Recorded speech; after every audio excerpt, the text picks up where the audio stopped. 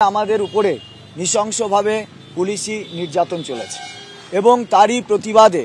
আমরা আমাদের মঞ্চের পক্ষ থেকে আগামীকাল সমাজের সমস্ত স্তরের শিক্ষক, শিক্ষাকর্মী, ডাক্তার সহ সমস্ত স্তরের সরকারি কর্মচারীদের